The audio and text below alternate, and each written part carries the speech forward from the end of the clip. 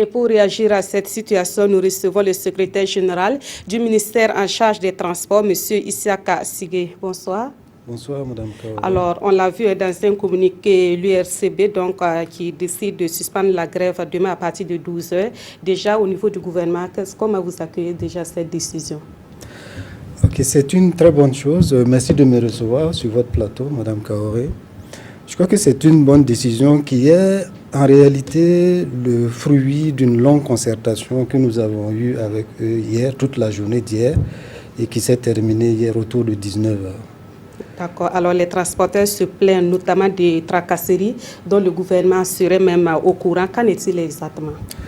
Vous savez, Madame Kaoré, depuis janvier 2016, notre pays a fait l'objet de beaucoup d'attaques terroristes.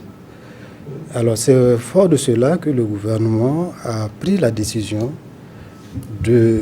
en son corps défendant, je le dis, de remettre les forces de l'ordre sur nos routes afin de procéder à des fouilles pour prémunir notre pays de ces attaques-là. Mais ce que je dois dire, malheureusement, cela ne se passe pas partout comme cela se doit. Et c'est ce que les transporteurs ont dénoncé et pour lequel nous avons entamé des discussions qui ont abouti fort heureusement hier soir. Alors, est-ce que cela ne va pas aussi en contradiction avec certains principes du l'UEMOA qui prônent la libre circulation des personnes et des biens?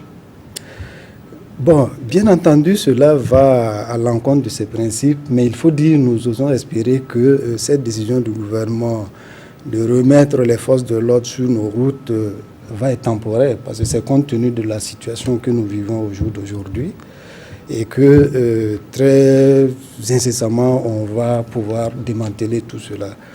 Au demeurant, au cours de nos discussions d'hier, nous avons pris l'engagement avec les transporteurs, les chauffeurs routiers, de faire le point de l'ensemble des postes de contrôle documentaire et de procéder dans un délai d'1 mois maximum à leur diminution drastique. Je dis bien les postes de contrôle documentaire, étant entendu que pour ce qui est des postes de contrôle sécuritaire, eux-mêmes ne voient pas d'objection compte tenu du fait qu'il s'agit de la sécurité de chacun de nous. Alors, mais quand on voit la réaction donc de ces transporteurs, on est tenté de se demander quel est véritablement le nœud du problème. Il se plaint également de la non-extension de la Convention sectorielle des transports routiers. Quel est exactement le problème? Oui, au niveau de la convention collective, bon, là, je vais dire cette question est assez parce que bon, on a pu signer des accords à la fonction publique, le ministère de la fonction publique, pas plus tard qu'hier. Mais le véritable problème, c'est surtout sur la question des raquettes. Ils se plaignent du fait que les contrôles ne se font pas, appelons ça comme ça, au pied du véhicule, mais en dehors. Ils se plaignent de la multiplicité des contrôles. Ils se plaignent aussi du fait qu'ils payent une redevance au passage du poids de contrôle juxtaposé de 50C, mais sont obligés en plus de payer d'autres frais au niveau des contrôles intermédiaires entre 50C et Ouagadougou. Alors, est-ce que par rapport aux raquettes, vous avez souvent des discussions sur le sujet avec le ministère de la Sécurité? Oui, absolument.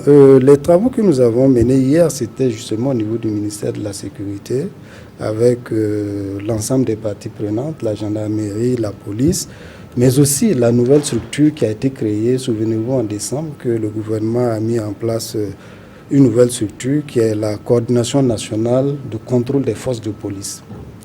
Alors, la mission de cette nouvelle structure, c'est quoi? C'est-à-dire que toutes les décisions qui vont être prises en termes de réduction des postes de contrôle, en termes de nécessité de mettre en œuvre la déontologie du contrôle routier, vont être supervisées par cette force-là.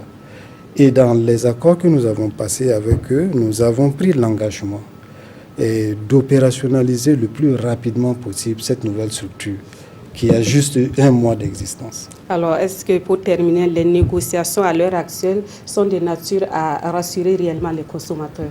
Oui, absolument, Madame Kaoré, parce que au terme de nos discussions hier, ils devaient consulter leur base ce matin, ce qu'ils ont fait, et nous avons reçu leur lettre retour, nous annonçant donc qu'ils suspendaient le mot d'ordre de grève, étant entendu que dans les engagements que nous avons pris, Il y a une commission tripartite que nous avons décidé de mettre sur pied dans un mois, comportant et les transports et les chauffeurs routiers, le ministère des Transports, le ministère de la Sécurité, afin qu'ensemble nous puissions examiner les questions résiduelles et que ce comité soit la veille pour regarder, évaluer l'application de l'ensemble des mesures que nous aurons prises.